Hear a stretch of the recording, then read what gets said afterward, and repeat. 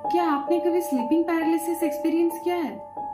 क्या आपकी भी कभी बीच रात में नींद कुछ बुरा सपना देख के खुला है? जो सपने में एक बहुत बड़ा सा बंगला होता है और एक बहुत बड़ा सा झूला वहां पे होता है। आप अचानक हर तरफ देखते हो, वहां पे कोई नहीं होता है, और फिर से अचानक देखते हो वहां पे वो झूले में कोई बैठ के झूल रहा होता है। जी हाँ, हमारी दुनिया में आज भी ऐसी बहुत सी चीज़ें हैं जो कि अनएक्सप्लोर्ड है, जिसको साइंस अभी तक प्रूव नहीं कर पाया है। पर कुछ ऐसे भी बहुत से लोग होते हैं जो कि ये सारी चीज़ों को ये बोल के झुठला देती है कि ये भूत प्रेत छलावा चुड़ैल डायन ये सब क्या होती है, कुछ नहीं होती है, इनमें कुछ लॉजिक नहीं है। क्या हम इनको छू सकते हैं? क्या हम इनको इनके प्रेजेंस फील कर सकते हैं? क्या ये चीज़ें सीरियसली होती है दुनिया में? हम तो नहीं मानते। पर जिन लोगों के ऊपर ये बीता है, बस उन्हीं लोगों को पता है इसका अंजाम क्या होता है, कितना खतरनाक हो सकता है, कितना दिल दहलाने वाला हो सकता है।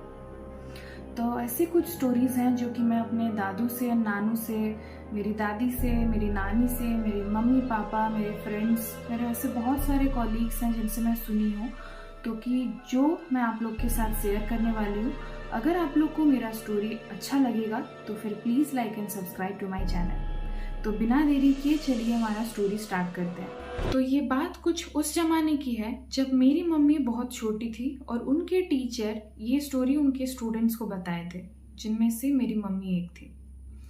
पहले के ज़माने में गांव में कनेक्टिविटी बहुत ही कम होता था, गाड़ी वगैरह बहुत कम चलता था, तो खेती बाड़ी करके सारे लोग शाम होते ही घर में चले जाते थे, जल्दी खा के सो जाते थे।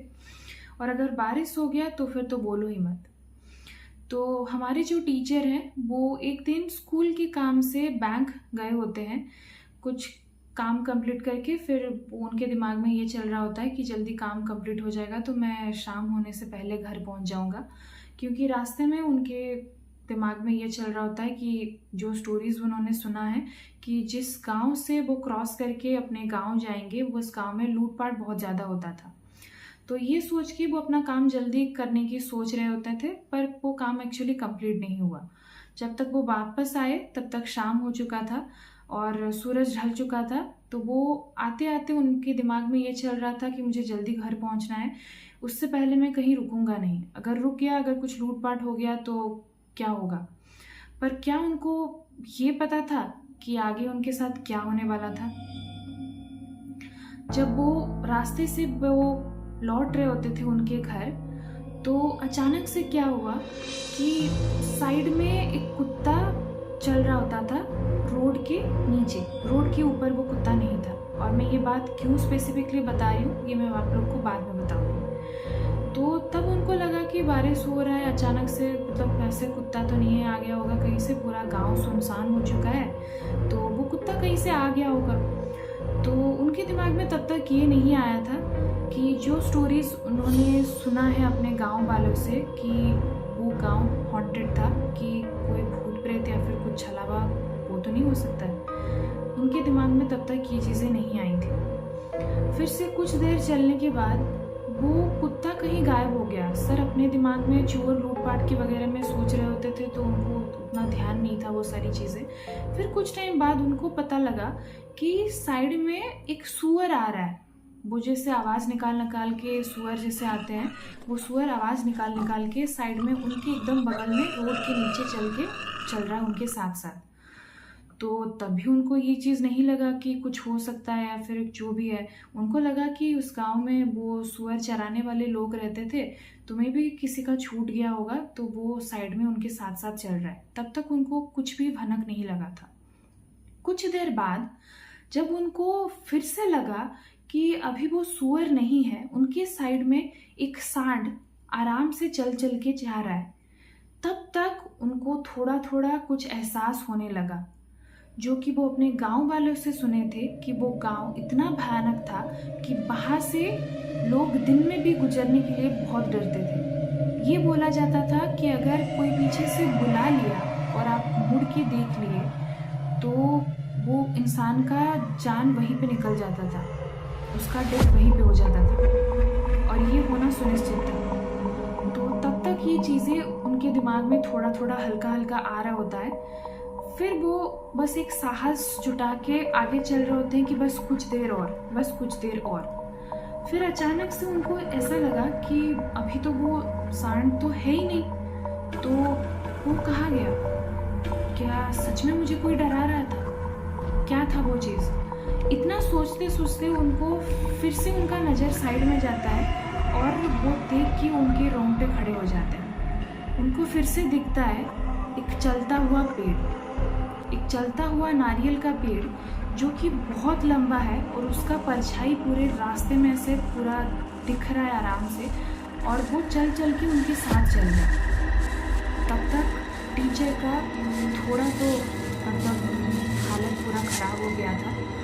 तो फिर भी वो साहस जुटा के वो आगे बढ़ रहे थे, और फिर से वो जब अचानक पीछे देखते हैं तब वो पेड़ अब तक गायब हो चुका है और साइड में चल रहा है एक इंसान जिसका कि पैर बहुत लंबे लंबे हैं और ऊपर का बॉडी है और सर दिख ही नहीं रहा है, बिना सर वाला एक इंसान। शायद वो ये सोच रहा था कि मैं इस इंसान को डरा दूंगा तो ये डर गया तो फिर बस मेरा काम हो जाएगा।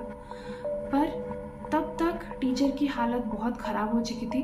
बस वो ये साहस जुटा के आगे चल रहे होते थे कि बस कुछ देर और फिर मेरा गांव आ जाएगा, मेरा गांव आ जाएगा, हे भगवान बस बचा ले आज।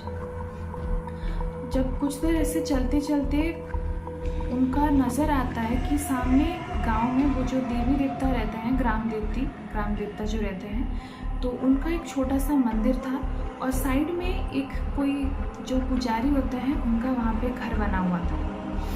तो वो वहाँ पे जाके बस पहुँचते हैं और भैया बस मुझे बचा लो, बस इतना बोल के वो वहाँ पे सेंसलेस हो जाते हैं।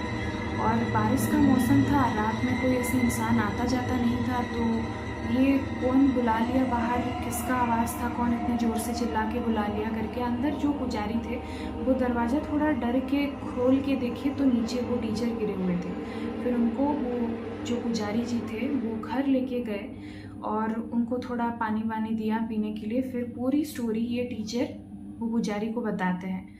बताने के बाद पुजारी जी से जो सुनने को मिलता है वो दिल दहलाने वाली बात है। एक्चुअली वहाँ पे ये होता है कि ये उड़ीसा का केंद्रापड़ा जिला एक होता है, वहाँ की स्टोरी है। तो वहाँ पे वो जो रास्ता है वो रास्ता पहले बना नहीं था, वो बन नहीं रहा था, कुछ भी कर रहे लोग तो वो रास्ता बिल्कुल बन नहीं रहा था। तो पहले अंधविश्वास तो बहुत सारी थी, तो वो कॉन्ट्रैक्टर को कोई बताया था कि अगर वहाँ पे इंसान की बलि दी जाए जो कि गर्भवती होती अगर हो तो फिर उसका अगर बलि दिया जाए तो ये रोड टिक जाएगा। कॉन्ट्रैक्टर का बहुत सारा पैसा लगा होता है, तो वो ये बात मान के वहाँ पे एक गर्भवती महिला जो कि वहाँ से चल के आगे जा रही होती थी, तो एक दिन वहाँ पे वो उसको लेके वहाँ पे बलि दी गई थी। और रोड के ऊपर जो मैं आप लोग को बता रही थी कि वो क्यों नहीं आ रहा था, क्योंकि जो बलि जो दी जाती थी पहले वो भगवान को डेडिकेटेड था। तो देव रास्ता बोला जाता था कि देव रास्ता के ऊपर कि कोई भी आता नहीं था, नॉर्मली भूत प्रेत जो भी है, तो उस चीज़ की वजह से वो ऊपर नहीं आ पा रहा था। तो ये एक स्टोरी है केंद्रापड़ा जिला की उड़ीसा से, जो कि मुझे मेरी मम्मी बताई थी, जिनको उनके टीचर ये स्टोरी बताए थे। अगर आप लोग को ये वीडियो अच्छा लगा होगा तो ऐसे ही और भी स्टोरीज सुनने के लिए मेरे चैनल को लाइक एंड सब्सक्राइब कीजिए। Thank you.